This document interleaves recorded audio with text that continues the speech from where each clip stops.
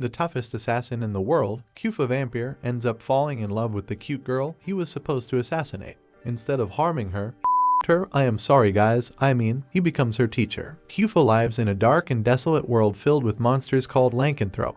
The last human settlement resembles a giant structure like a campbell stand with city blocks protected by super tough gorilla glass. In this world, some people possess a special power called mana, allowing them to combat monsters known as lycanthrope by joining different guilds. Our main character, Kufa Vampire, is an assassin in the White Knight Guild, willing to do whatever it takes for his missions. During one mission, Kufa is ambushed by another guild, and enemy assassins surround him. They shoot at him, but Kufa is incredibly fast, easily dodging and cutting all the bullets. With his remarkable speed and skill, he swiftly defeats all the assassins. However, the leader of the enemy guild survives the attack. This leader, who looks like a mummy, engages in a clash with Kufa. Just as the battle intensifies, our hero's senior arrives and interrupts their fight. The mummy tosses a sofa at Kufa and makes a quick getaway. Kufa's senior advises him to let it go, explaining that pursuing the mummy isn't worth it. To their surprise, they discover that the person they were supposed to target in this mission, a teen girl named Melida Angel from the prestigious Angel family, is already dead.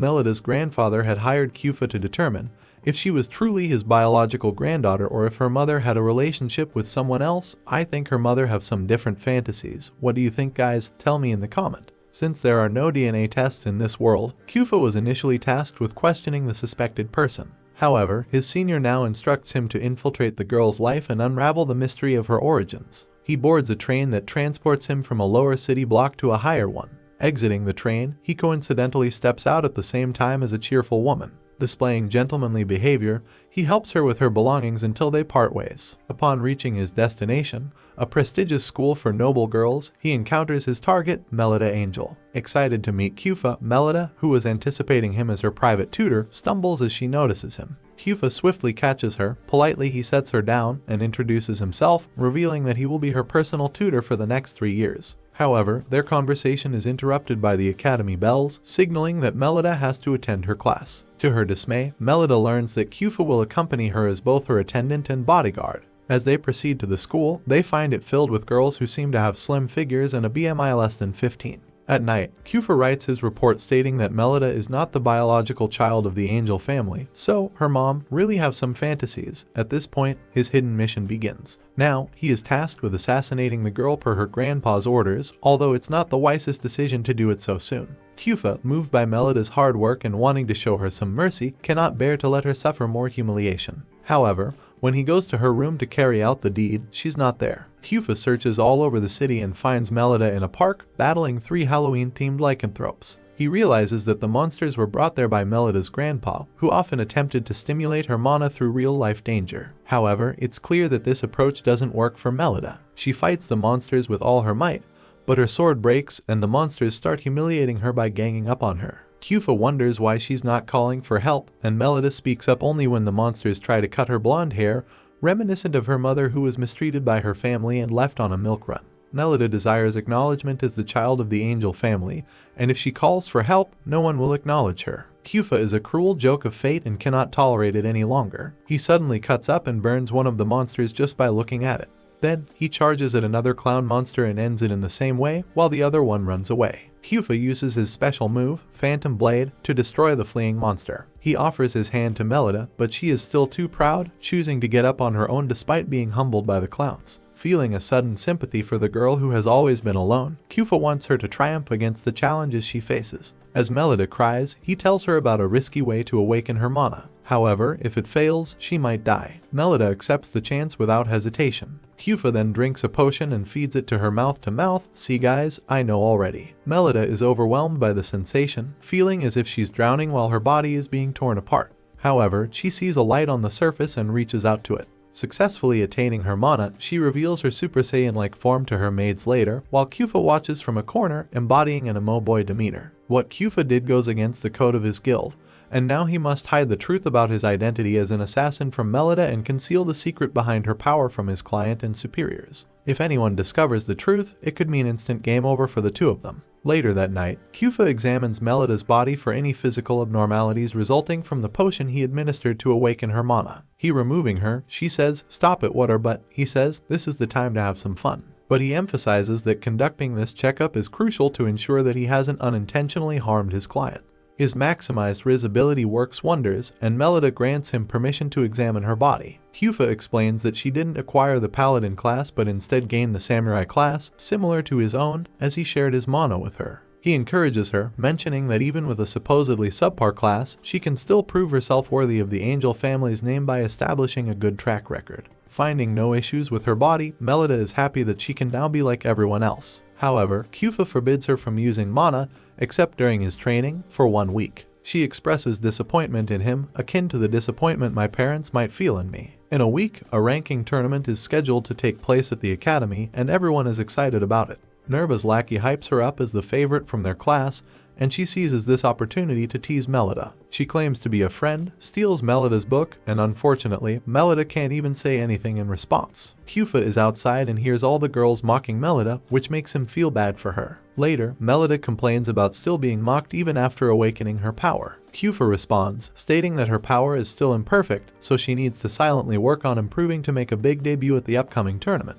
Suddenly, Kyufa notices someone stalking them and calls them out, only to find that the stalkers are Melida's cousin Elise and the pink-haired girl he met on the train. The girl introduces herself as Roasty Prickett, Elise's private tutor. Melida is surprised to hear that name because Roasty was a well-known celebrity who came from a commoner background but joined the Crest Legion Guild and was granted the title of nobility. She acts shy upon hearing all the praise and asks Kyufa to call her Rose, suggesting they go out for drinks sometime. However, Kyufa is a Sigma male, so slaps her hand away, stating that he has no time for a woman with a bad influence like her. Rose becomes furious and teases Kyufa, claiming that her student will beat his student in the upcoming tournament before running away. A week later, the day of the tournament arrives, and Melida is nervous, contemplating running away. Kyufa tries to boost her morale, but suddenly a carriage passes by and Melida notices her father in it. However, she cannot bring herself to approach him. Her condition worsens with each passing moment, and then Nerva and the rest of her gang arrive to tease Melida, implying that the party that chose her is as unlucky as her family. Witnessing Melida's mental health declining, Kyufa intervenes. Politely, he tells Nerva that his ears will start to bleed if she continues talking, instructing her to be quiet. Nerva is triggered and starts insulting him, calling him the useless teacher of a mana student.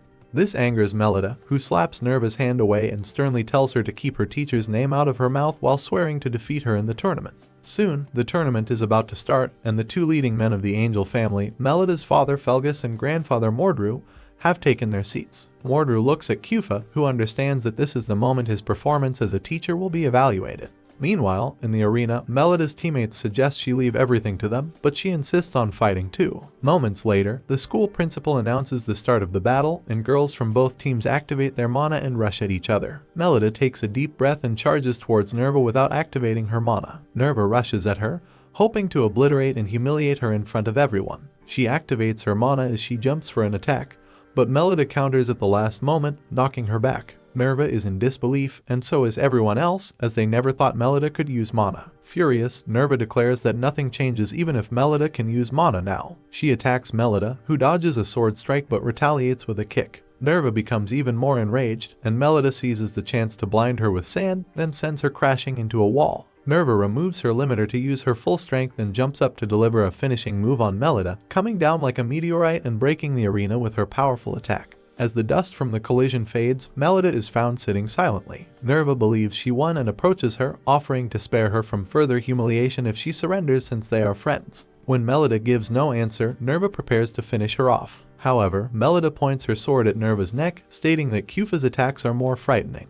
Both girls release their mana, creating a storm. Despite being injured, Melida pushes Nerva against a wall. Just as she is about to deliver a finishing blow, she runs out of mana and loses her sword. Both Melida and Kyufa panic. Nerva takes the chance and launches consecutive blows at the retreating Melida from behind while insulting her. Melida falls to the ground, and Nerva asks her to give up, but she refuses. Nerva tears up in rage, convinced that bullying Melida is the same as being her friend. She cannot bear to see Melida grow stronger, promising to put her in a wheelchair for the rest of her life. However, Melida was hiding a secret weapon. She awakens her mana once more and uses the Phantom Blade technique to knock Nerva out of the park. Kyufa is stunned to see Melida's newfound ability and realizes that she learned the move by copying him and secretly practicing it after their regular sessions. Melida then borrows Nerva's weapon and rushes ahead to destroy her team's checkpoint.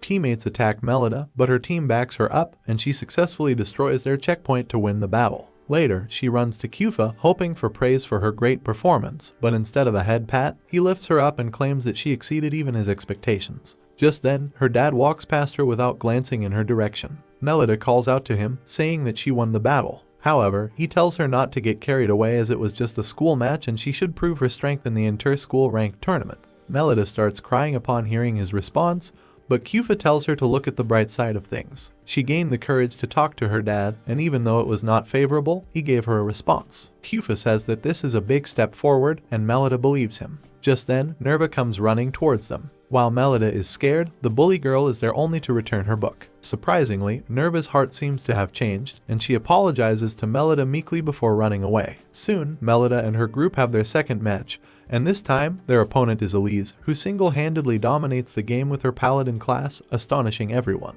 A few days later, Melida shows off her dress for a carnival to Kufa, who gives a rather plain reaction, claiming that he does not like festivals because he grew up in the land of eternal darkness where they have no festivals. Melida feels bad for him and requests that he dances with her around the campfire on the first day of the festival. Kufa replies that he has another mission that day but promises to return by the last day to keep her company. The festival arrives, and all the girls are in their uniforms. Elise attracts everyone's attention with a special uniform ordered by her maid to showcase her status. While some people admire how gorgeous she looks, others criticize her for being too entitled and not wearing the school uniform like normal students. Elise feels bad and runs away, so Melida chases her and finds her crying at the fountain. Elise confesses that she also wanted to wear the same dress as her friends, but her maid did not allow it. Melida tries to comfort her. Suddenly, the lights go out and some hooded men surround them, led by the mummy. The mummy kidnaps them, and Melida wakes up in his bed. Sorry guys, that's not bed. It's a very strange place. She attempts to activate her mana but finds that strange bandages around her wrist are sealing her power. She turns to the mummy, sensing that he is a lycanthrope, and asks him why he was in the human zone. The mummy begins oversharing his personal information. He is an artificial lycanthrope who was created by genetic modification and works for an organization called Yield Grimace, among other inconsequential things. Melida asks him why he kidnapped her, and he commands his Halloween scarecrow soldiers to drag out Elise. The mummy explains that he plans to forcibly transplant Elise's paladin class into Melida's body. The procedure has a low success rate, and even if it succeeds, the girls may still lose their lives. Melida is terrified and backs away, only to find that they are in an isolated museum surrounded by the mummy's guild, preventing any help from arriving. Just then, Elise wakes up and starts screaming at the sight of the monsters, as she has a phobia of clowns and scarecrows since they were kids. Melida used to comfort her whenever she got scared, and now she realizes she has to protect her little sister again. Melida breaks a dinosaur leg with a hammer, causing it to fall on the monsters and giving her the chance to run away with Elise. They find the building plan, and Melida decides to use the emergency exit. She keeps boosting Elise's morale since they cannot use their mana, and they have no divine attribute weapons to face the monsters. Melida has to think of something else. She recalls that Elise's dress was made of divine nature material and rips it off to create a torch. She plans to ignite it using the flintstone on her Tyra. Before she can do anything, the monsters catch them, and Melida is caught. To save her, Elise smashes the Tyra on the floor, creating flames from the jewel and setting the torch on fire. With her makeshift divine weapon, she scares the lycanthropes and burns one of them by making the torch deep throat the monster while poking the other's eyeball. After freeing Elise, Melida runs to the emergency exit, but the mummy is already there. Melida attacks him, but the mummy outclasses her and catches the torch with his bare hands, extinguishing it. He then kicks Melida away and slaps Elise as she tries to help. Melida is still trying to create a fire as the mummy approaches her. He's about to hurt her when Melida and Elise stare at him, and their combined power sends shivers down his spine. He deems them a great potential threat and decides to dispose of them right away. He's about to kill Melida, but just then the door bursts open and Kufa and Rose come to the rescue. They cover the girls and then rush ahead, slowing down the enemies. Kufa cuts them with his sword, while Rose performs acrobatics. Before sprouting wings made of mana, Rose defeats all the remaining enemies. By that time, Kufa has dealt with the rest of the foes, and he asks Rose to look after the girls as he chases the main culprit. He finds the mummy, who claims that since Kufa failed to kill Melida, the job was given to his guild. Kufa realizes that Melida's grandpa is behind it. The mummy then retrieves something resembling Davy Jones' heart from a container and injects it with a concentrated mana potion. The small sphere transforms into a giant dinosaur with purple flames surrounding its body and a terrible breath. Kufa is stunned to see it, and the mummy claims that this is an artificial lycanthrope with maxed out stats. The monster attacks Kufa, who dodges but finds the mummy on the other side. The mummy launches consecutive attacks on him with his bandages, but Kufa fends them off before overwhelming the enemy with his speed. He kicks the mummy and then uses his ultimate move to severely injure him and send him crashing to the floor. The mummy soon gets a chance to counterattack when Kufa is distracted by the monster. He grabs Kufa's hand with bandages and seals his mana, leaving him no choice but to cut off his hand to keep fighting. The mummy is astonished, but then he asks Kufa if the girl is worth sacrificing his arm for. Kufa replies that in a few years, she will turn into a splendid adult who will surpass him and become the strongest warrior in this land. Until then, he will protect her at all costs. The mummy orders the beast to finish Kufa, and it swallows him whole. However, just as the mummy turns away, he feels a powerful shockwave and turns back to see Kufa manhandling the monster. Unleashing his true potential, Kufa uses his mana to crush and crumple the monster until it implodes. The mummy is terrified of Kufa's power, and then Kufa reveals more of his hidden abilities. His hair turns white, and a blue fire aura covers him as he displays his full power. Kufa picks up his torn hand and seamlessly reattaches it to his arm. The mummy, realizing that Kufa is a vampire, the strongest kind of lycanthrope, steps back in fear. Kufa pins him against a wall and reveals that he is a half-lycanthrope, just like him. The mummy, in his pants, is frightened, but Kufa tells him he will not die today. Kufa declares that the power they used earlier to intimidate him was similar to a paladin's abilities, which means Melida is the legitimate daughter of the angel family. Kufa instructs the mummy to relay his message to his client, telling him not to even think about hurting Melida the next time. With that, he leaves the mummy on the ground and returns to Melida's side. He claims that her dad was the one who relayed the information about her kidnapping so that he could save her in time. Melida is overjoyed upon hearing this, and Kufa takes this chance to ask her for a dance, just like he had promised. Melida happily offers her hand and then asks him how long he will be her teacher because she wants him to stay by her side until she's 18.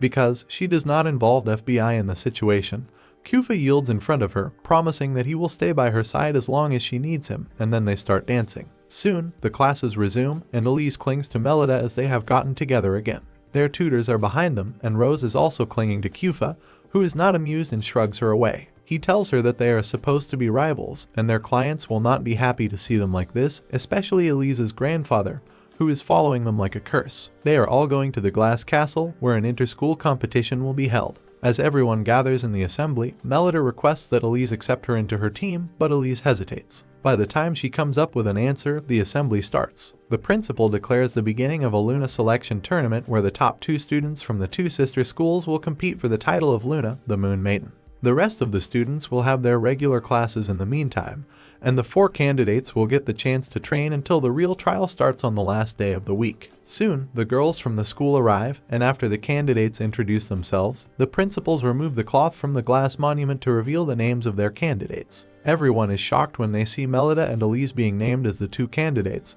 but the principal still announces their names. The girls overcome their shock as they stand in front of the assembly, and the principal asks them to choose their teams for the tournament. Melida looks at the unfriendly faces in front of her and loses hope, but Nerva volunteers to join her team along with Krista, a third-year student who was supposed to be the real candidate. After everyone has chosen their teams, the principal announces the beginning of the tournament and isolates the campus from the external world using a barrier. Later, everyone gossips that Melida must have used some trick to get her name on the monument, and she cries as she explains to Kufa that she's innocent. He hugs and comforts her, promising that even if the world is against her, he will believe her. Soon, Melida and her teammates start practicing under Kufa's guidance, and as she takes a break, she thinks about how Elise is far more powerful than her. Just then, a girl from school comes to greet her and says that she has heard a lot about the 2 angel sisters. She motivates Melida to defeat Elise so that she can prove herself worthy of the head branch of the angel family. With that, she vanishes in the wind, and Kufa arrives just after that, suspicious about a conspiracy. He finds Elise's maid tiptoeing around the campus at night, and she gets nervous when Kufa discovers her and acts like he is taking out a shard of stained glass from her dress, and the maid panics, saying that she was careful to leave no traces. Kufa informs her that she has been busted and calls out to Melida and others, letting them know that the maid put their names in the glass monument. The maid is shameless and declares that she did that only to pit the angel girls against each other so that Elise humiliates Melida and proves that she is much better than her. Melida stands up for herself and talks about the same old values of bonds and feelings before promising the maid that she will prove she is not inferior to Elise in the tournament. Later, as Kufa leaves Melida's room after tucking her into bed, he notices something fall behind him. He turns around to see a black letter origami, indicating it's a letter from his guild, White Knight. Kufa visits the forest and meets another powerhouse from the guild, Black Media, who communicates only using burner letters. Black Media tells Kufa that the boss feels his previous report was incomplete and wants to know what he's hiding about Melida. She threatens to harm Melida if she discovers anything, and Kufa attacks her, asserting that he won't let anything happen to his student. They engage in a fight, with Media easily dodging Kufa's attacks. She draws her sword, accusing Kufa of betrayal, and declares that she will finish him. Kufa responds by stating that he now serves Melida and will protect her from everyone. Both of them release their mana and attack each other, with Media using a distraction to engage Kufa. However, Rose surprises Black Media by attacking her. Hearing the sound of battle, Rose arrived, found Kufa fighting a suspicious stranger, and decided to help him. Rose throws her disc at Media, who blocks them and then shoots at her with a Glock. Her aim proves to be worse than a stormtrooper as she misses, but she then draws a third weapon. Rose is shocked at how much weaponry Media has at her disposal. Media declares that she will finish them now, but just then, a crowd arrives, attracted by the commotion. Being an introvert, Media vanishes before being found but not before warning Kufa that she will always be behind him like a shadow. Rose asks him who the girl was, and he explains that she is the strongest clown who can immolate the abilities of all 7 basic mana classes. On the other side, Elise visits Melida and tells her that she plans to lose to her on purpose so that everyone acknowledges Melida. Elise doesn't care how it happens, she just wants to stay with her sister even though they are not equals, and this revelation hurts Melida. Meanwhile, Kufa and Rose inform the principal about Black Media and request her to suspend the tournament. The principal responds that Dumbledore didn't suspend the Triwizard Tournament even though Voldemort was near, so she won't take any action either. The next day, Rose spots Elise eating breakfast alone and asks if something happened between them. Elise remains silent, but her maids comment on how Melida is inferior to Elise. However, Melida has some other friends like Nerva, who sits next to her, claiming that it was only because the seat was empty. Krista also joins them, teasing the girls and making the mood cheerful. The days pass with the girls studying, training, and bonding with each other. The night before the trial, Kufa enters Melida's room with milk to give her strength, and she remarks that teacher's milk is very tasty. Kufa then asks her if anything happened between Elise and her, and Melida tells him the truth about how her sister wants to lose on purpose. She explains that ever since they were kids, Elise was fond of her and always looked up to her. Now, Melida fears that she was not the correct role model for her. Kufa tells her to stop thinking about this and advises her to talk about her feelings with Elise the next time they meet. The next day, the trial is about to begin, and the principal explains that it will be a battle royale between the 4 candidates and their teams. They have to steal their opponents' pins to win, and the map for the battle is the entire campus. Spectators have been given magical binoculars to watch the match from anywhere. All 4 teams take positions, but Kufa, after wishing his student the best of luck, plans to deal with Black Media using this chance. Melida and her team walk forward and face the Glass Guardians, who allow them to enter the Glass Castle only after they display their mana. They enter the assembly hall, where a sniper from Elise's team shoots a warning shot at them. Another member of Elise's team attacks them from behind, and Nerva blocks her. Elise comes forward, and Krista and Nerva tell Melida to fight her while they deal with her teammates. Melida follows Elise, and they arrive at the central hallway where they activate their gold and silver mana before clashing with each other. Melida asks Elise to reveal what she really feels about her, and she pushes her away, claiming that Melida is the weaker one of them. Elise confesses that she always ran away from fighting her because she did not want to know how weak her sister was. She attacks Melida, who dodges, and then Elise declares that she is fine with being a subordinate, as she always wants to stay below her sister. Relieved to hear this, Melida blocks Elise's attack and promises to dominate her completely on the battlefield. Both girls prepare for their ultimate attack, and Elise claims that Melida cannot win in 100 years. Suddenly, Melida cuts her with her sword and tells her to repeat what she just said. Elise is shivering, and Melida turns her into a punching bag, pinning her to the ground, asserting that she will be the stronger older sister no matter what. Melida starts crying as she asks Elise to rely on her, and the 2 girls have an emotional patch-up. Just then, Nerva arrives there and comments that it will be a shame if someone ruins their nice moment. On the other hand, Kufa has found the girl who paid Melida a visit earlier. He suspects that she is Media in disguise. He asks her to hand him the proof she has collected about Melida in the bag, and the girl refuses. Kufa cuts the bag and pins her to the wall, but jokes on him because the girl is into being dominated. She tells him to do whatever he pleases with her, but he is no simp and attacks her. The girl blocks his attack with her sword and her dark mana, and Kufa immediately steps back. He realizes that the girl has the power to absorb enemy mana, and Media cannot immolate such high-level classes. He kneels before the girl and requests to know her name. The girl introduces herself as Mew, the daughter of one of the big 3 noble families and the wielder of the Diab's class. Kufa says sorry to Mew and quickly leaves. Mew feels sad that Kufa didn't get what he wanted from her, but she's relieved because her things are still safe. Kyufa realizes he made a mistake and hurries back to the glass castle. He thinks Madia must be close to Melida. Melida notices that Madia, disguised as Nerva, is different from before. Nadia reveals her true self and causes a big explosion, making the glass palace collapse. Melida and Elise escape, but Madia attacks them from behind. Melida, determined to protect Elise, faces Madia, even though Madia is much stronger. Melida stops typing and says goodbye to the girls. Fortunately, the glass guardians recognize her as an intruder and prevent her from attacking. She breaks their swords and tries to finish the girls, but Kyufa comes to their rescue like a hero. Rose arrives soon after, but Kyufa handles the situation on his own, pushing Madia outside and disarming her. He cuts through her robe and discovers that she is a tomboy with a short stature. Madia is embarrassed by her defeat and admits she can't go back to the guild in this state. Kyufa is kind and provides her with a supplementary report to take to the boss for judgment. Later, the school leaders, Crown Luna and Nerva, are found unconscious in the forest. The incident with Madia is kept secret, but Kyufa has suspicions about the head who can't use mana and couldn't enter the glass castle. Meanwhile, Mew and a cadet from School B, Sa, discuss the upcoming tournament. Mew boasts about having a mana analyzer in her bag, collecting data about all the girls. She plans to analyze Melida's mana and gift the information to Sarah's elder brother, the leader of the Shelduke family, to get his attention. Melida informs Elise that she's forming a new unit and invites her to join. Elise happily accepts, and the sisters share a hug. On the other hand, Madia is sent back to the academy by her boss, who instructs her to become an instructor and keep an eye on Melida and Kyufa from the inside. She's not pleased about this assignment. One day, Melida wakes up to find her teacher, Kyufa, holding a wooden sword over her face. After exchanging greetings, Kyufa compliments Melida on becoming more aware of her surroundings even in her sleep. Melida is unhappy that he was trying to train her even while she slept, but Kyufa asks her to get ready as it's the start of their school trip.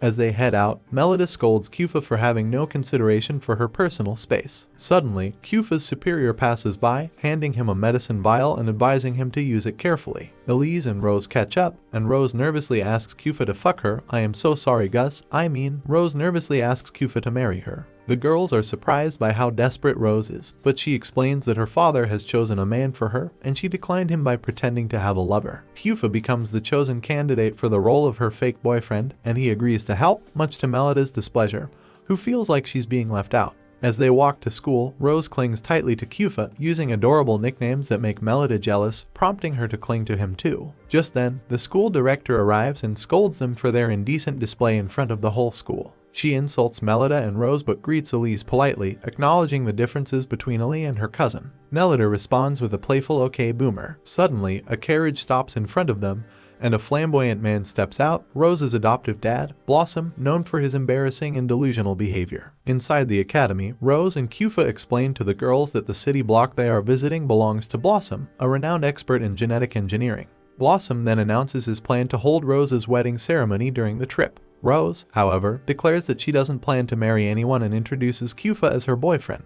Blossom is about to bring out his shotgun, but something about Kyufa scares him, and he believes he has seen Kyufa's face before. He calls himself and apologizes to Kyufa, admitting he mistook him for someone who is now deceased. He then recounts a mass murder that occurred a few years ago in their city, where the main culprit was a 12-year-old boy whose face looked exactly like Kyufa's. The story leaves everyone scared, but the principal interrupts, saying they are running late and urges them to hurry ahead. As everyone follows the principal, Kyufa tells Melida that he won't join the assembly as he's not feeling well. Melida asks if Blossom and the director's comments bothered him, but he replies that he only cares about what she thinks. He leaves for his room, and Melida senses that something odd is happening.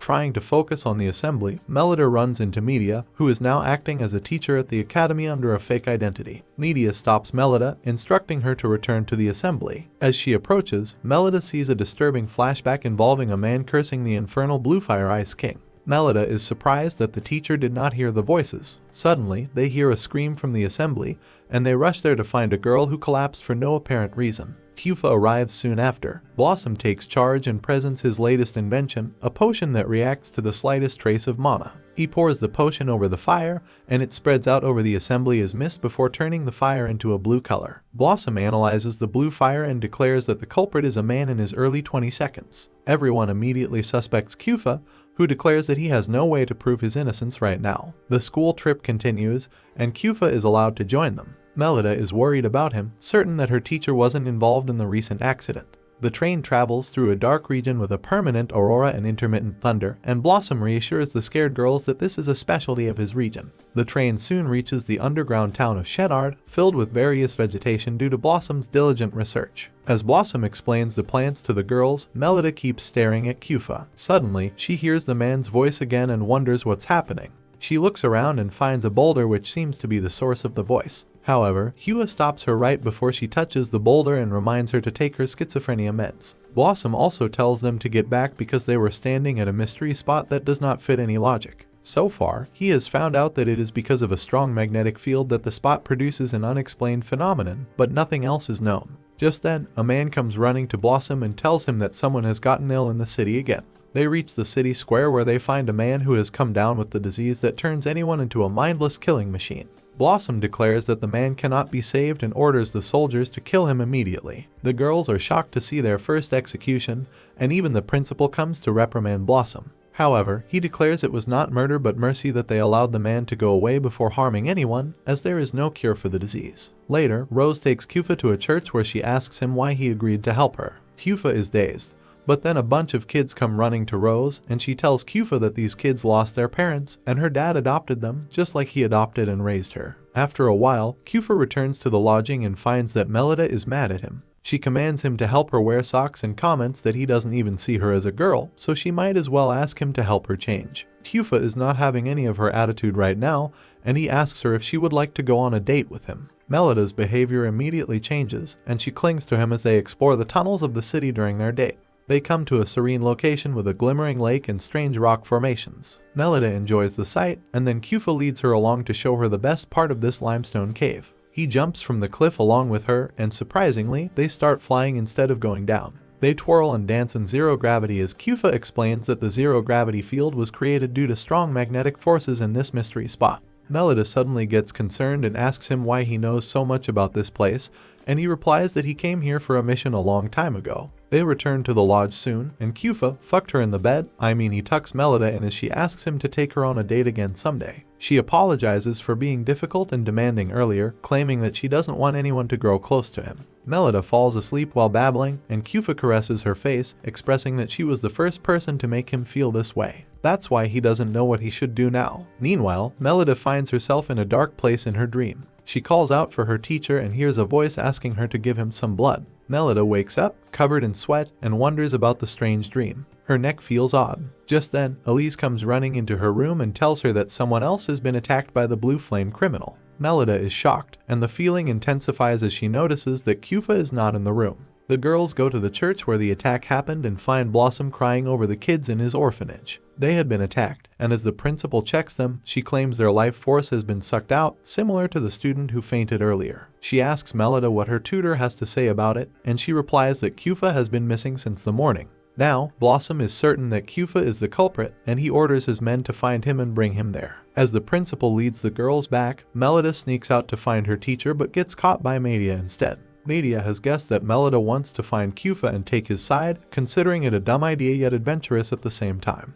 She decides to help Melida. They go to her room, where Media starts changing into her battle dress. She tells Melida that they should look out for the mystery spots Cufa had told her about, the growing number of mystery spots in this city over the years. Cufa had also requested that Media look after Melida if anything happened to him. Media puts on a school uniform to stand out less. Just then, a maid comes in and asks the girls why they are not attending their class. They pretend to be a couple enjoying some girl-on-girl action by skipping class, and it reminds the maid of her youth, so she hands them chocolate.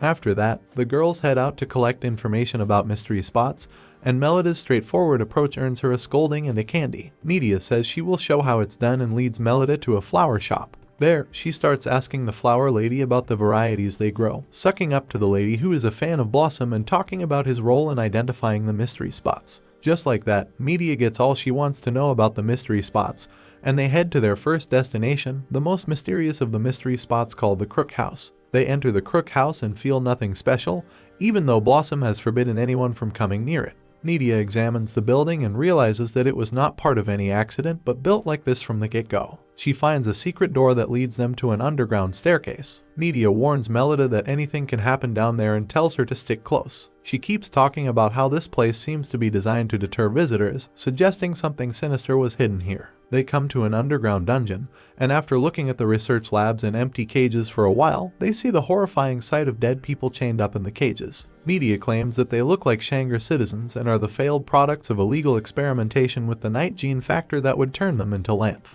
Melida is horrified, and then Media points out the arm of one of the corpses who was wearing the same accessory as the man they saw die. She believes that Blossom is the villain spreading fake news about mystery spots and illnesses so that he could kidnap more people for his experimentation. Suddenly, Melida starts hearing the voice of the Shaggy Man again, asking her to kill people and show him some blood. She gets a mini migraine and fears that someone else is about to die. She runs outside, wondering how she can know where the accident is going to take place. She goes to the site of the accident, where people are claiming that a student has been killed. She heads inside to find Elise collapsed on the floor, and Blossom clinging to the injured Rose, crying that she is dead. Melida is in shock, and even the principal has nothing more to tell her about this incident.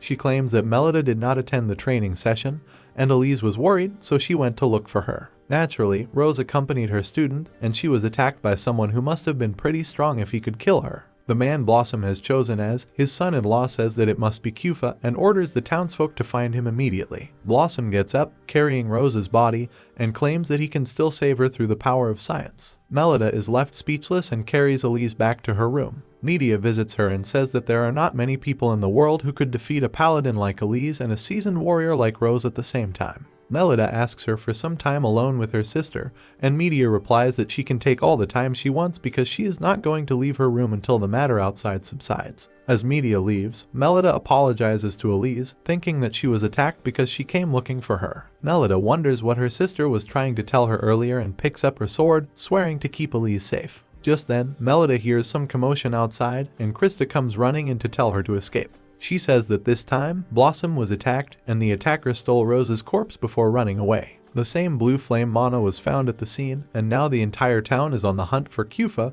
with the academy being unable to defend him. The people are looking for Kufa's disciple to use her as a hostage and hastily barricade the door. Krista tells Melida to flee, and she escapes through the window, apologizing to everyone she has caused problems for. Determined to get to the bottom of things, avenge Elise and Rose, and prove Kufa's innocence, Melida reaches the boulder where she heard the strange voice earlier. She recalls how fervently both Blossom and Kufa tried to keep her away from it and is certain it is hiding something. Using her mana, she destroys the boulder, revealing a secret tunnel. Melida walks inside, following a small stream for a long time until she is stopped by a human skeleton stuck on a spiderweb. She crawls under the skeleton and resumes her journey, ultimately coming to a secret study in the cave. She finds a document with Blossom's signature and picks up some random books and scrolls. Thanks to the power of the plot, they tell her everything she needs to know. The books discuss research on the night gene factor, its extraction from Lanth, and its transplantation in humans. Melida learns that Blossom had been conducting these experiments for a long time, and 7 years ago, he made his biggest mistake during an experiment. Suddenly, Melida hears the voice of the Shaggy Man again, claiming that he senses someone having crept into his home. He asks Melida who she is, and she draws her sword, introducing herself as a paladin and asking Shaggy who he is and where he is hiding. Shaggy laughs on hearing this, saying she will be a valuable test subject. The scared Melida cautiously looks around the study for any enemies and suddenly spots Rose, who has come back to life, although her hair color has changed. Melida calls out to her, but that turns out to be a big mistake as Rose awakens a blue flame in her left eye and approaches Melida, expressing a desire for her blood. Acting like an insatiable, bloodthirsty vampire, Rose walks towards Melida, who looks at the blue flame mana and asks Rose if she was the culprit behind everything. Melida hits a table and trips, giving Rose the chance to close the gap. Rose is also following Shaggy's voice, which tells her to feed on the blood of that man's student. Just as Rose attacks Melida, Kufa arrives out of nowhere and saves her. He asks Rose to snap out of it, and Shaggy calls him the Ice King, greeting him with some of the snarkiest insults known to man. Kufa doesn't care, and his true form is revealed as he strains to keep Rose in check. He tells her that she's not a resident of darkness anymore and must use her memories as a human to keep her dark nature in check. His words don't reach through, and Rose escapes as Shaggy tells Kufa that she's been thirsty for 7 years and now she will lose herself in her instincts and become his underling. Kufa is disappointed. On the other hand, Melida is terrified of his bad boy look. He tells Melida to come close to him, and she asks what will happen if she does. Kufa walks to her and pins her to the ground, saying that now he will use his power to seal her memories of him deep in her heart, never to be disturbed again. He claims that it will not hurt even a bit, but she will see him as a stranger when he is done with the process. Melida protests that she doesn't want that, but Cufa assures her that he will still be her private tutor even if she forgets him. He claims that no one has ever accepted him in this form, and he's afraid of the look Melida has in her eyes right now. He apologizes to her, saying that sealing her memories is a selfish act from his side. Melida gets up and throws the same lines he once told her, promising to be by his side no matter what the world says. Having learned from the Riz master himself, she tells Cufa to trust in her as she hugs him tightly, telling him that every part of his body is beautiful. Melida suddenly kisses him, claiming that she really loves him, and Cufa is worried because they will still treat him as the guilty one. He tells Melida that they are different, and he is a half-lycanthrope, her natural enemy. Cufa recites his origin story, which began 8 years ago in this town itself. One day, the church orphanage Melida lived in burned down, courtesy of Blossom and his illegal experiments with a night gene factor. Blossom, who was crying over the deaths of his adopted children, was aided by a giant spider feasting on humans, forcing him to continue his experiments even though he was planning to quit. As the man quarreled with the spider, Cufa, who had died, rose up and his hair turned glowing white. The spider remarked that he did not expect a half-vampire to live so comfortably in the church, but Cufa's main attention was on the injured Rose, who was an orphan like him. To save her life, he drank her blood and turned her into a vampire. The spider asked him if he was going to turn the girl into a monster too. Just then, a group of warriors from the White Knight Guild arrived and attacked the spider. However, the spider was much stronger and handed them a big fat loss, killing 2 men and injuring their leader. The spider told the man that he would be his next test subject when suddenly Cufa attacked its head and gouged both of its eyes. The man took this chance and blew some holes in the spider's belly before using a powerful bullet that sent the monster straight to the moon. The man then spotted Cufa hunching over Rose and asked what he was planning. Cufa replied that he was sealing the girl's memories of him so that she would forget about being a vampire, and her urge to drink blood would be suppressed. He then turned to the soldier and asked him to at least let Rose go, promising that he would ensure she did not harm anyone in exchange for her life. Cufa promised to be the soldier's underling and asked him if he was okay with the girl forgetting him. Cufa shed tears as he claimed that he would be content as long as Rose was happy. She woke up and called him brother one last time, and Cufa comforted her as he sealed her memories. Now that he has finished telling his story to Melida, who is calmly sitting in his lap, he claims that no place in this country is safe for Rose right now. If she is caught, both she and he will be executed. Cufa asks Melida to promise that she will not tell anyone about this, and if she breaks her promise, he will suck all her blood. Melida is flustered because she feels aroused and promises to keep Cufa's secret. Cufa then reveals that the lycanthrope spider that attacked the orphanage 8 years ago was the culprit behind the recent incidents, trying to pry open Rose's memories. He cannot believe that the giant spider somehow survived and was yet again working with his old partner, Blossom.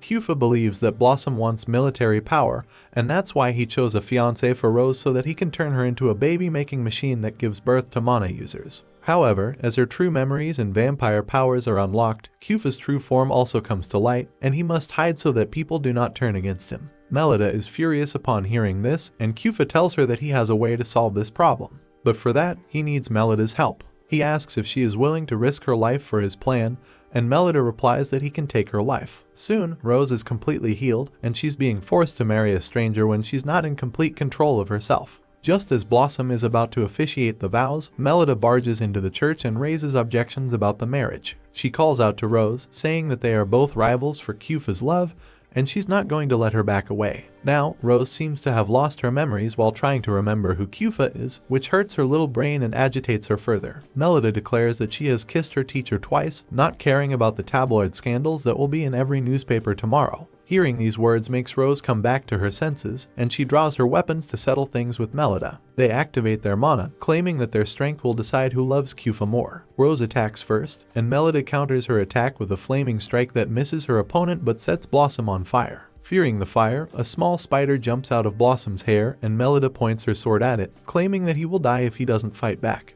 The spider releases mist as it transforms into a human and tells Melida that she's done for now. However, she is not fazed and tells everyone that he is the lycanthrope that attacked everyone. The lycanthrope introduces himself as Nakova and claims that he underestimated Melida. As everyone tries to confront him, he blows them away and then runs through a hidden door. Rose follows after him and curses Naka as she recalls everything he made her do. She attacked the student in the academy, then the orphans in the church, and even her own student Elise. However, as Rose tried to drink Elise's blood, her teacher instincts overpowered her, and she resisted attacking her, even though Naka encouraged her. Naka did not like her resisting, so he tried to kill her, but she somehow survived. Rose confronts the Naka, asking if he was also the one responsible for the catastrophe during her childhood, and he grabs her neck out of nowhere, claiming that she was much more dangerous now that she had her memories back. He chokes her, and she screams harder, but then begins losing her strength. Just then, Kyufa arrives to save the day and kicks Naka away, telling him to stay away from his sister. He tells Rose to awaken, and the vampire powers hidden inside her activate. Kyufa declares that they will kill Naka, but he is quite confident and says that he is an erection, one of the rulers of darkness, and will never be defeated by them. He transforms into his real form, and Kyufa jumps to slash him, but his attack is not strong enough to penetrate it. Rose supports him with her attacks, and then attacks Naka to keep him distracted. Her rapid attacks break a rock and send the debris flying towards the spider, but he uses its web to hold them in place before attacking the two half-vampires. Kyufa and Rose dodge its attack, and then Rose crawls under its belly and propels it upward using her attacks. The attack sends Naka flying right over the mystery spot with zero gravity, and he cannot move his body as it is stuck in the air. Unlike him, Kyufa skillfully jumps around and uses a fully charged punch to send the spider flying and impales it on a conveniently shaped rock. Naka managed to escape, breaking his body into millions of tiny pieces, leaving Rose fearful of his potential return. However, Kyufa assures her that Naka won't be coming back. As Naka enters the church through a tunnel, Melida and the other girls are ready to eliminate the remaining pests. The girls successfully deal with the tiny spiders, while Naka pleads for them to stop. Outside, Rose embraces Kyufa, claiming to remember everything about him that she had forgotten. Although Kyufa appears gloomy and briefly contemplates using medicine, he decides against it. Turning to Rose, he lightly taps her bite marks, immobilizing her. Kyufa then explains that sealing her memories again is necessary for her to fit into society. He employs his abilities to seal Rose's memories, and she tearfully expresses her reluctance, desiring to spend time with her big brother. Kyufa reassures her that he will always be nearby to watch over her. As a result, Rose loses her memories of him. Meanwhile, in his sanctuary, Blossom is grieving before a woman's corpse when Kyufa unexpectedly appears behind him. Kyufa speculates that the deceased woman is Blossom's wife and notes that, with Naka's power no longer hindering the process, she is transforming into a Langthrow. Kyufa guesses that Blossom struck a deal with the spider to save her life. He empathizes with Blossom, recalling his own childhood when he and his mother faced persecution in the town. Blossom had taken them in, even tending to Kyufa's mother on her deathbed.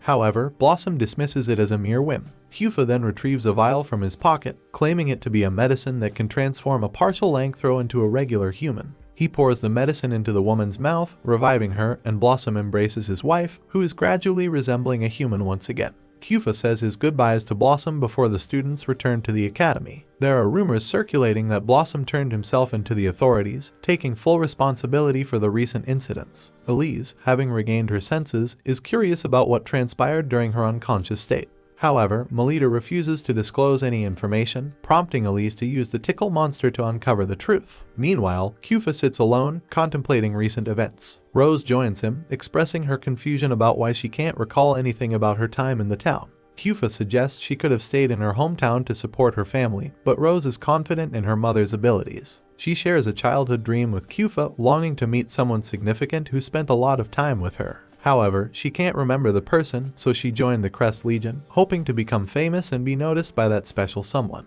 As Rose happily talks about her dreams, Melida interrupts, taking a seat next to Kyufa and telling Rose to stay away from him now that their pretend relationship is over. Rose is upset, and Melida adds insult to injury by reminding her that she has kissed Kyufa twice. The two girls continue to bicker, making the rest of the journey uncomfortable for Kyufa. When classes resume, the teacher asks students about the 7 basic classes, their advantages and disadvantages. Melida eagerly recites extensive knowledge on the topic, attempting to impress the teacher. Kyufa observes her from a distance, acknowledging her growth. However, he is aware that not everyone is pleased with Melida's rapid rise to fame. The principal announces a final event called the Vidriagote exam before the year ends. Melida and Elise are unsure about what Vidriagote is. Kyufa explains that it's a huge labyrinth under their town's central area. Inside, there's an enormous library with thousands of years of human history. The exam to access it is tough and risky. However, those who pass get permission and a license to explore the library and uncover forgotten pieces of human knowledge. However, only students in their 2nd year or above are allowed to apply for the exam, making this information irrelevant for Melida and Elise. Just then, the principal arrives and asks the two girls if they would like to take the exam this year. Kyufa mentions that they are still 1st-year students, but the principal insists that they were this year's Luna candidates.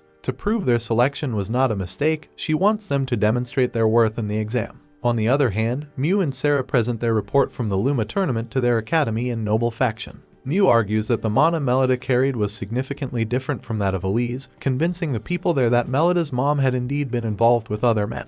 They are convinced that Melida is not a legitimate child of the Angel household. The leader of their faction, Sarah's elder brother, suggests declaring this news to the entire noble society, and everyone immediately agrees. However, the pink-haired man wants to find a way to convince the general public. Mew claims she has a solution and reveals an ancient book called Anders' Codex found in Vidriagoat. She believes they can use this book to highlight Melida's dubious origins, and the pink man is pleased with it. He declares that with this document, they will bring down the Angel House and lead a revolution to establish themselves as leaders of the world. After everyone leaves, Sarah expresses concern about Melida, but her brother assures her that he is acting in Melida's best interest. He claims that many challenges surround Melida right now, and they must take action to spare her from misery. Sarah, trusting her brother despite his questionable character, believes him. Pinkman gives Sarah a special fountain pen, once wielded by a former Vidriagoat library resident, hoping it will give her courage. Back at the academy, Melida and Kufa encounter a commotion the next day as they enter the campus. A suspicious masked man stands in front of the principal, insisting that he is not suspicious and is only there to meet his daughter. He spots Melida and immediately rushes towards her, calling her his daughter. Chaos ensues as people gossip about Melida's angel family,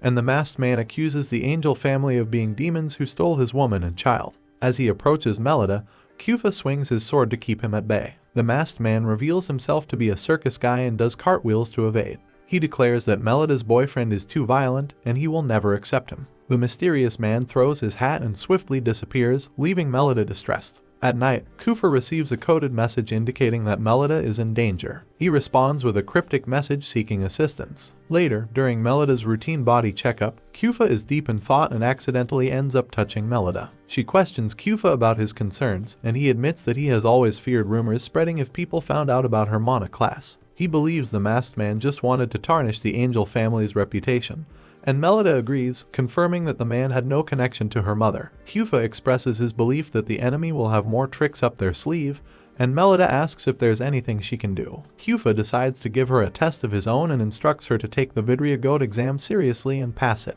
Melida feels flustered as the exam is rumored to be dangerous and challenging. However, Kufa assures her that passing it will demonstrate to the public and her enemies that she is prepared for whatever comes her way. Curious, Melida asks what will happen if she fails the exam, and Kufa playfully mentions a special punishment, sparking her interest. Melida then suggests a special reward if she passes, and Kufa promises to fulfill any of her requests if she can pass the exam. On the day of the exam, Melida is joined by Elise, both determined to excel. However, Kista advises them not to push themselves too hard. They stand on the magical elevator, and Kufa tells Melida that he will wait for her to come back with good news. The principal activates the elevator, which starts descending gradually. Melida keeps holding her teacher's hand until the last moment as the door closes on them. On the way down, the principal gives the students some basic instructions, telling them to go to their assigned layers and complete the missions given to them before the time runs out. She explains that the ghosts of the former librarians haunt Vidriagoat, becoming furious if any unauthorized person tries to steal the books. She warns them that the ghosts on the lower layers are more powerful, so they should not venture there. Suddenly,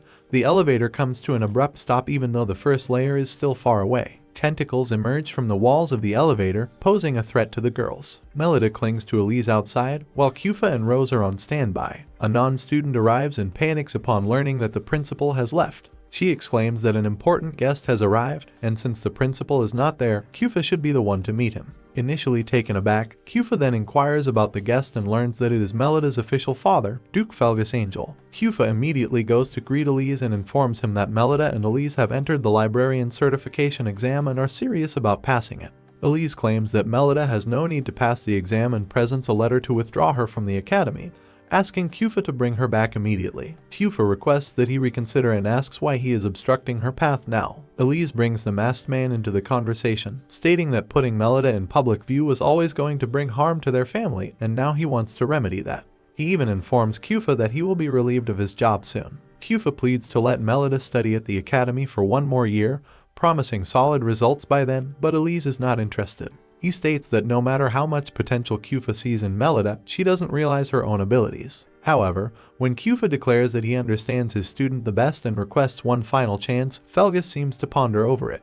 Just then, another nun arrives with a letter bearing a snake seal, claiming that it came to the principal's office. Felgus recognizes that the seal belongs to Guild Grimace, and he immediately opens the letter. It has a cryptic howl on its back, hinting that the girls who have gone to the library are in mortal danger. In the library, the tentacles separate Melida and Elise from the group, taking them to an unknown floor. Worried about the others and their location, Elise notices that the hard glass has started working, indicating the start of their test. The girls decide to complete their mission, unaware of the danger. Melida recalls that they were supposed to be on the 5th level, not too dangerous. Suddenly, the ghosts of the librarians attack them. Melida and Elise activate their mana and get into a fighting position to face off against the ghosts. The ghosts keep attacking, and the girls dodge and block skillfully. Melida begins her counterattack, kicking the ghost into a bookshelf before striking it with her sword. The combat enthusiast within her awakens, and she starts enjoying herself. She immolates what Kufa would do in this situation, realizing that all aspects of his fighting style have influenced her.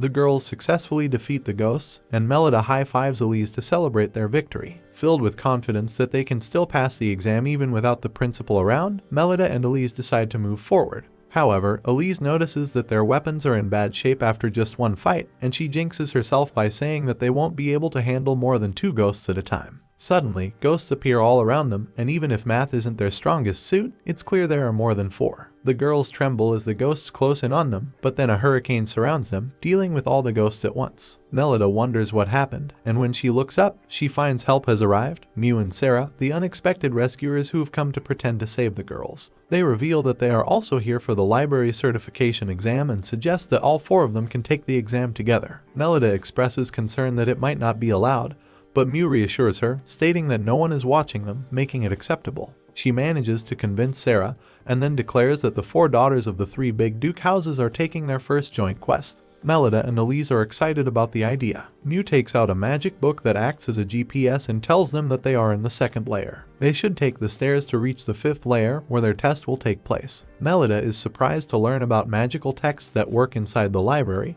but Mew explains that these books have limited usage. She clarifies that magical texts are just one of the many ways to keep intruders confused in the library. Mew hands a book to Melida, who finds it written in a strange language. Mew explains that, without the librarian license, they cannot read it. Sarah praises Mew, stating that she comes from a family of researchers and librarians. Elise remarks that it is unfair for her to know everything about this place, even though it is her first time. Mew breaks the pressure with her backer gaze and changes the topic, suggesting they can utilize the magical text by using the magical keyword once upon a time. Urging Melida to try it out, Melida says the keyword, and a mist surrounds her, transforming her into a Cinderella-like dress. The magic works on everyone, and Mew explains that they have been blessed with the power of fairy tales. According to Mew, Melida is Cinderella, so she has divine protection. Elise is Little Red Riding Hood with the wildness of a big bad wolf, and Mew herself claims the power of Aladdin, able to use the genie's magic 3 times. However, Sarah drew the short stick and got transformed into the Little Mermaid, looking much better than the live-action movie. The 3 girls are a bit jealous that she's the only one who seems to have some decent curves, so they have some fun with her until the magic of the book runs out.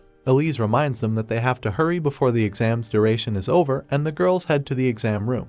In the center of the room, they find a task-granting book that asks them if they are willing to take the exam. Upon affirmation, the girls are tasked with mending and orderly arranging the books in the room. The pile of books is quite huge, but that's not the only challenge they face. A book-eating magical imp comes out of the pile, and they have to defeat it to mend the books. Melida takes up the task and slashes the imp, immediately mending the book. However, it is too early to celebrate, as the imps are hidden in every other book. They come out all at once, and Melida asks her friends to arrange the books while she deals with them. The 3 who chose the easier job also struggle as the books refuse to go onto the shelves. Elise manages to place her book, and Mew looks in it for clues, finding that it is like solving a puzzle. Mew asks Melida to buy her time while she solves the puzzle as Melida hunts down the imps, and the other girls try to arrange the books. Mew decodes the puzzle, commanding Elise and Sarah to arrange the books while Melida is still dealing with the imps. Soon, the last book is also mended, and Sarah provides a boost to Melida so she can jump up and place the book in its spot. Mew tosses the book towards her, and Elise keeps the imps from reaching it.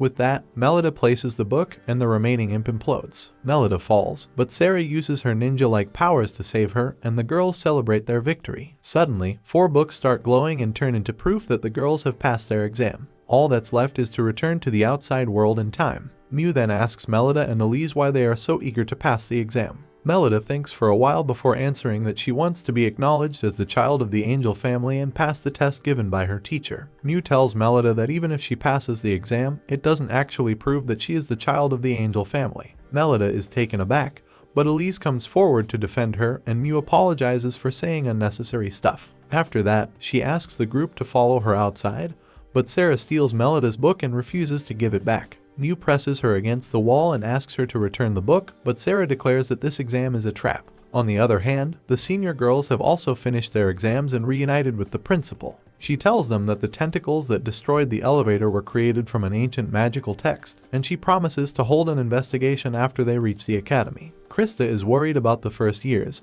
but the principal claims they must reach the academy and call for backup to search for them. Just then, two mysterious figures arrive and claim that no one will escape this place alive. The principal guesses that they are the culprits behind the incident, and together with Krista, she takes them on. However, the two men turn out to be nothing but zombie puppets, and their controller shows himself after they have been defeated. The old wizard-like man greets the principal and introduces himself as an apostle of the guild Grimace, an artificial lanthrop, and a necromancer. The principal asks him why he is targeting her students, and he replies that dead men tell no tales. He summons more of his minions who attack the girls, and as the principal tries to save them, she gets stabbed in the back. On her knees, she swears to protect her students even at the cost of her life. The necromancer fulfills her wishes and commands his minions to attack them. However, Kufa arrives at the last moment and saves the day. He slashes through all the zombies, and as the necromancer calls for more, they also meet the same brutal end. Kufa then makes mincemeat of the necromancer, and the rest of the zombies lose their powers. The principal collapses at the same time, and two girls apologize to her because they read the magical text that brought forth the tentacles. They claim that their parents ordered them to do it, but they never knew it would turn out like this. However, the danger is still not over, and the necromancer evolves into the undead Jigachin after dying. He commands his servants to come to his aid, and Kufa gets ready for action again. He supports the principal as everyone runs to the elevator, but the Jigachin appears there and summons the ghosts of the library to attack them. Kufa charges at them but finds that he cannot deal with the ghosts in his human form. He wants to use his vampire power, but his heart wavers because he does not want to reveal this secret, as that would separate him from Melida. However, help arrives just in time as Kufa and the students are protected by a cage made of bandages. The mummy, who has now become Kufa's underling, comes to help him and strangles Jigachin to stop its supernatural powers. The undead curses him, but the mummy crushes its bones with his power, turning them to dust. After that, Kufa thanks the mummy, who says that he needs him alive so they can see through their plan. The girls are afraid of him because they can sense he is Alano, but Krista thanks him for saving their lives. The mummy blushes at the first comment he has received in his entire life and then proceeds to tell Kufa that the danger has not subsided yet. The letter sent to the office was only so that Kufa would go to the library and leave the academy unguarded. Guild Grimfist plans to launch a wide-scale attack on the academy and kill all the students who witness the clown mask claiming to be Melida's dad. Kufa thinks that they won't succeed because he has left his B team there, who have already dealt with the attackers. Just then, Kufa's boss arrives, and he turns to the mummy asking if he wants to join their guild. The mummy refuses the offer and says that he's only interested in sharing information in exchange for learning the method to convert Alano into a human. He promises the boss to act as a spy and report criminal activity to him. The boss accepts this deal and then turns to Kufa, telling him that he has received information about unauthorized entry into the library and one of the three major families, the Shell family, is behind it. He tasks Kufa to investigate things, and he runs to find Melida, fearing that she might be in danger on the lower floors. Melida asks Sarah what she meant by the exam being a trap, and Kufa reads the book to find that they passed the grade 5 exam instead of grade 6. They realize that Mew and Sarah tricked them and ask why they did so. However, as the ghosts of the library fly away, Mew takes the chance and steals Melida's book from Sarah. She smirks as she reads that Melida's class is not paladin but samurai. She runs away, saying that this information must be passed to Pinkman, and Sarah offers to help Melida follow her with her flight magic.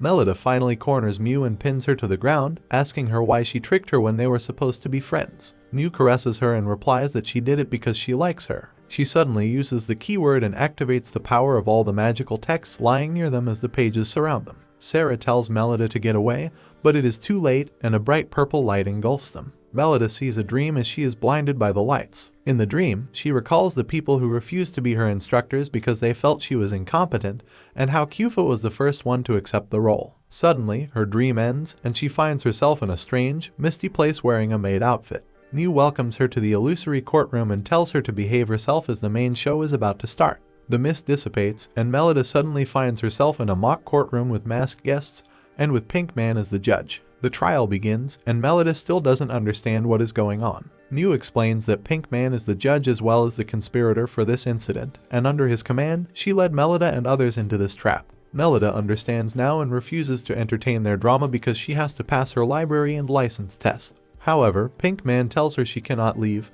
calling her the fake daughter of the Angel family. He commands Mew to start recording, and she activates Amber's codex, telling Melida to be mindful of her words because everything will be recorded in this book from now on. Pink Man starts the session, declaring that Melida's crime is that she is not the real daughter of the Angel family and has been deceiving the country for 13 years. He claims that a man who claims to be her real father has appeared, and since her class is samurai, it is easy to prove that her lineage is doubtful. Melida counters his point, saying that in some cases, people don't inherit high-ranking classes even after being born into noble families. However, Pink Man corners her by asking why she suddenly manifested her mana when she was 13 years old. Melida hesitates while giving an answer, and the crowd goes crazy, keeping her guilty. They say that Melida's mother cheated on Felgus just because he was too busy with his job and could not give her any attention. They insult her some more, and Melida cannot control her rage any longer. She screams at everyone to stop and claims that she clearly remembers how much her mom loved her and her dad. She silences the haters, saying that she will join the Crest Legion and prove her worth as a daughter of the Angel family. Pinkman says that he will have her prove her worth right now and commands Sarah to attack Melida. Sarah is completely under his control and attacks Melida despite her asking her to stop.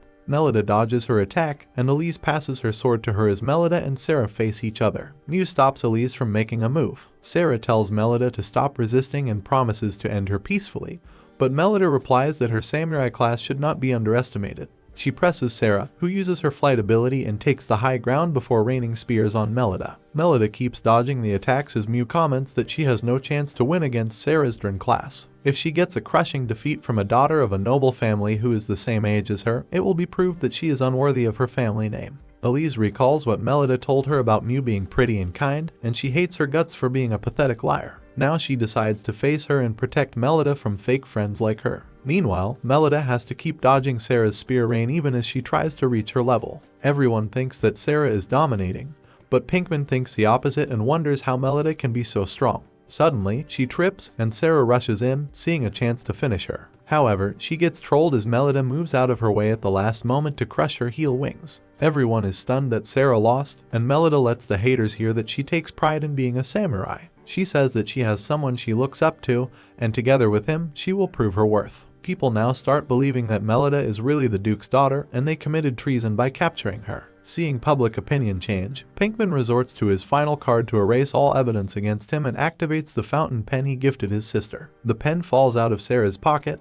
and a single drop of ink drops on the ground, turning into a huge black hole. The ink turns into a giant dragon and shoots a fireball at Melida. However, Sarah is back to being herself, and she saves Melida's life. Mew remarks that this is the power of an alternate fountain pen that can rewrite the effects of magical texts. The black hole keeps on growing and swallows some of the guests, while the others run away. Melida cannot take it sitting down, and she plans to finish the ink dragon despite Sarah stopping her. Mew and Elise also come to them and decide to combine their powers and stop this madness. They first let the crowd escape, and the old lady who comes last in the survival race turns out to be Elise's headmaid. Melida is not exactly shocked to see her and decides to let her go along with the other conspirators. However, as it is time for the girls to leave, the door closes, and the clown face appears in the center of the garden. He uses his power to transform this realm into a cage and then tells the girls that it is time for the finale event. Elise curses the masked fiend and charges at him to avenge her sister, but he splashes some black stuff on her sword that starts eroding it.